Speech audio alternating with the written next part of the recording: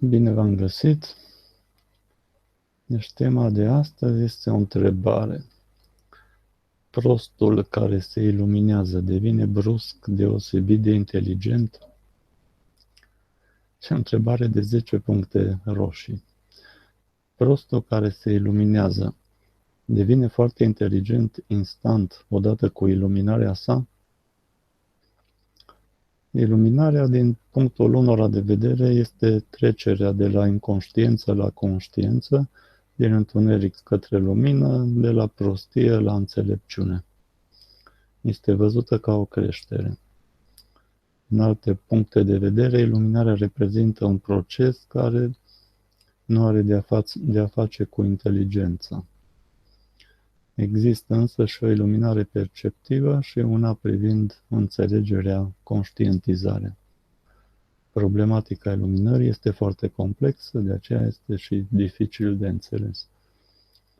Lumea tinde să confunde cunoașterea conferită de percepția realității, acumularea de cunoștințe, deci, cu inteligența. Vreau să scot în evidență faptul că există două tipuri principale de iluminare. Una de tip perceptiv a simțurilor, ca o lărgire a câmpului perceptiv, numită și clarvederea, și una de tip intelectual a conștiinței, ca o lărgire a capacității de a înțelege conexiunile, legăturile cauzale.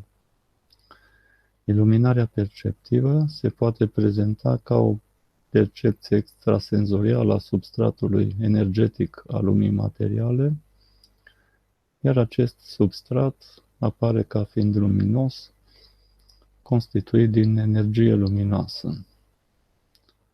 Deci apare percepției ca fiind lumină, da? Energie luminoasă. Deci, este o iluminare la propriu. Celălalt tip este o iluminare la figurat, da? Iluminarea conștiinței. Ceea ce au în comun este starea de conștiință modificată, alterată, în care se manifestă.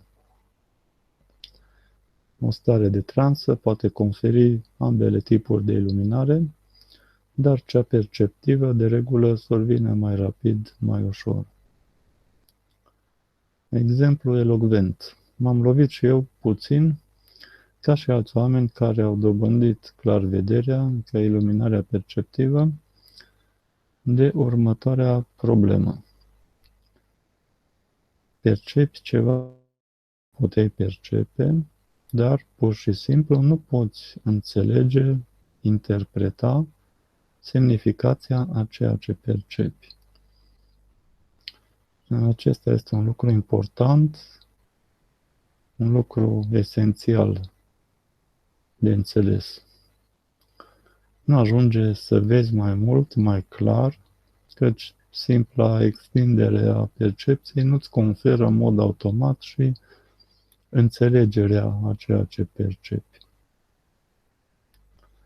În Biblie este descris faptul că mai mulți oameni au avut viziuni, au văzut îngeri și s-au închinat lor, deoarece au crezut că este Dumnezeu, dar s-au înșelat și li s-a spus în față că s-au înșelat și că nu trebuie să se închine în fața îngerilor.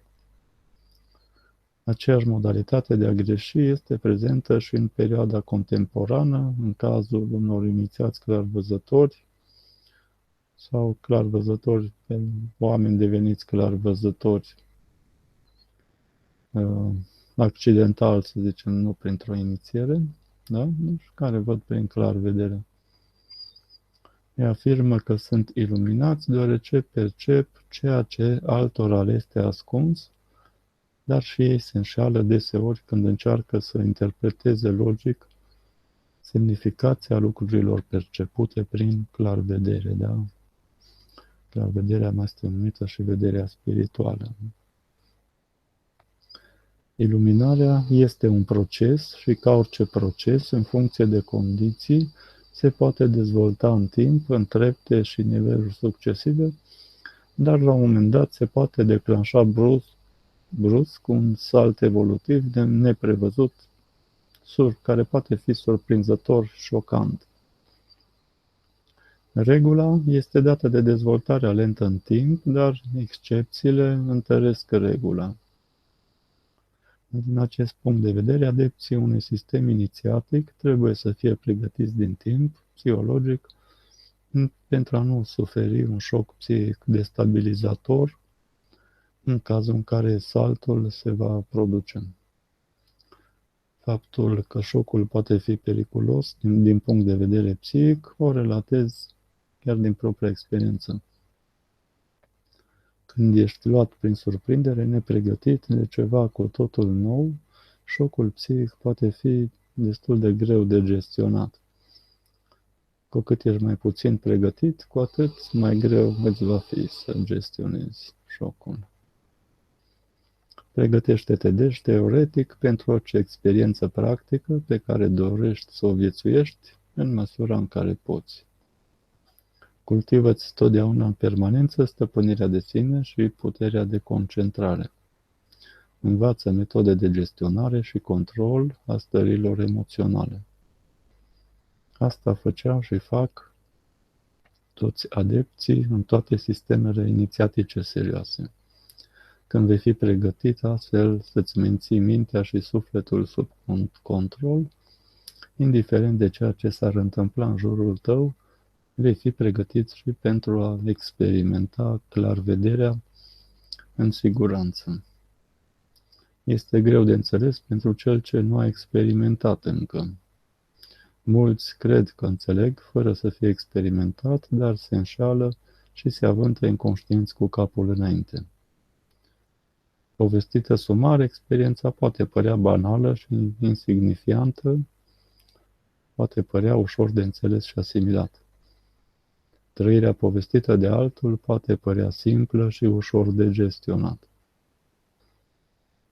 Dar orice șoc emoțional puternic îți lasă urme de neșters și asta se evidențiază concret dacă este în legătură cu ceva cu care te vei mai întâlni deseori în această viață. Desensibilizarea psihologică se poate produce treptat în timp, dar niciodată nu se realizează o anulare completă.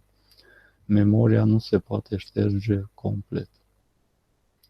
În starea de șoc, în mintea ta se pot produce, evoca ușor imagini îngrozitoare în rezonanță cu starea ta sufletească de teamă, frică, groază. Starea sufletească de frică sau groază va evoca din memorie imagini monstruoase și amenințătoare care pot părea reale, pare lumea terestră.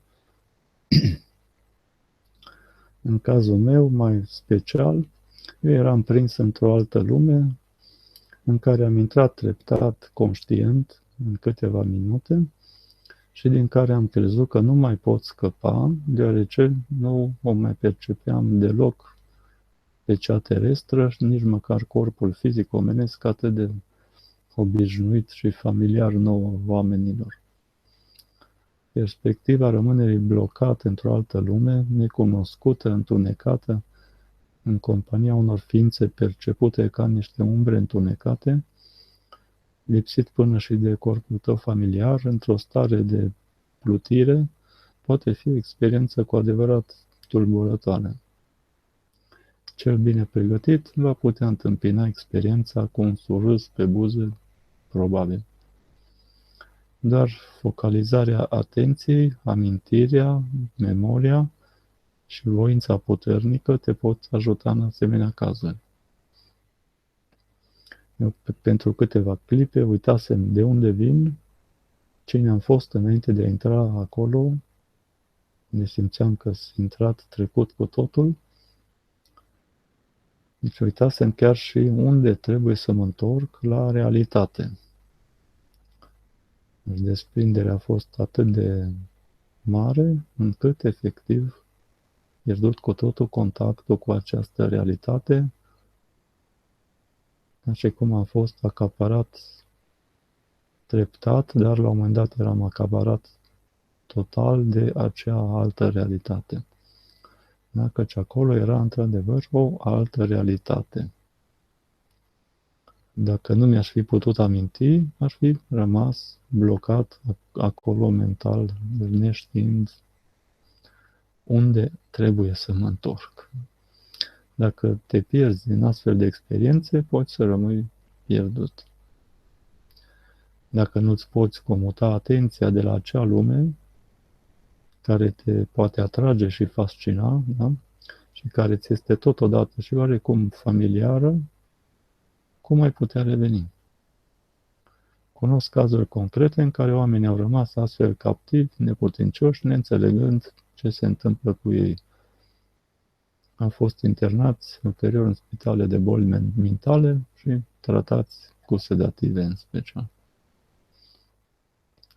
Faptul că mi-am amintit unde eram înainte, cine eram, și că mi-am exprimat mental intenția și voința de a reveni,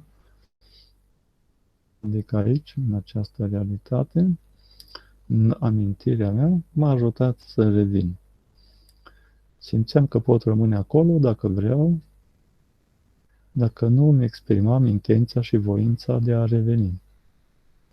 Cu siguranță, cel care nu-și poate accesa amintirile și cel care nu-și poate comuta atenția de la lumea în care pătrunde, nu se va putea detașa de ea și nu va putea reveni la realitate, rămânând captiv psihic într-o astfel de altă lume în care poate intra conștient sau inconștient, mai mult sau mai puțin conștient. Deci, întrebare de 10 puncte roșii. Dacă ți-ai aduce aminte de unde ai venit tu aici, ai putea să te întorci acolo instantaneu printr-un efort de voință și exprimarea intenției?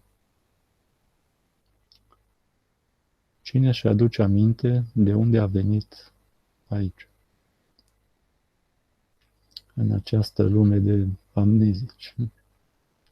Cine își poate accesa amintirile mai vechi, anterioare momentului încorporării sale în această lume? Cine mai ține minte de ce se află el aici? Suntem sau nu suntem prizonieri blocați în atenția noastră, acordată în mod complet acestei lumi, de care nu ne putem detașa, de fapt, atenția? Prostul percepe la fel de corect ca un inteligent senzațiile, stimulii proveniți din mediul extern, dar le procesează mai defectuos în privința analizei și interpretării acestor informații provenite pe calea simțurilor.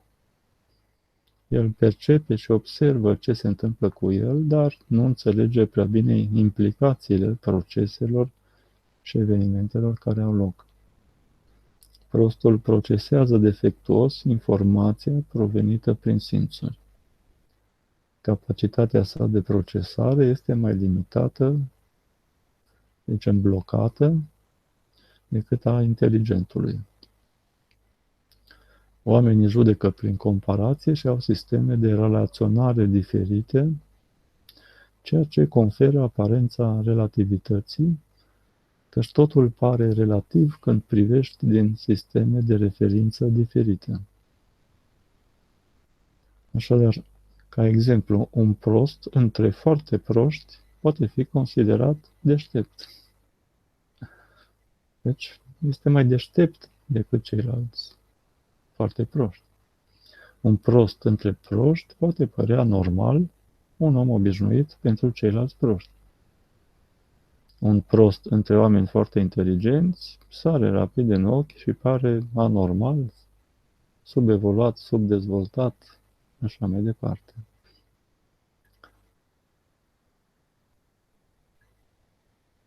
Închei acest material cu o întrebare de 10 puncte roșii. O temă de casă privind modul în care te raportezi tu, personal, la prostie și oameni proști. Este copilul prost în comparație cu un adult, deci raportat la un adult? Indiferent de răspuns, încearcă să-ți explici și de ce. Poți lăsa răspunsul tău mai jos la comentarii dacă vrei. Pe blog mai găsești niște linkuri către alte articole referitoare la iluminare, probleme conexe. Aici am vrut să evidențiez doar acest fapt că există două tipuri principale de iluminare. Titlul, deci întrebarea din titlu, dacă prostul care se iluminează devine brusc deosebit de inteligent, este oarecum retorică, deoarece nu prea am auzit până acum de vreun prost care să se ilumineze brusc. Nu-i așa? Acest proces al iluminării se pare că survine de la un anumit nivel, să spunem așa. Bun, aici închei și în continuare îți doresc o zi minunată să ai.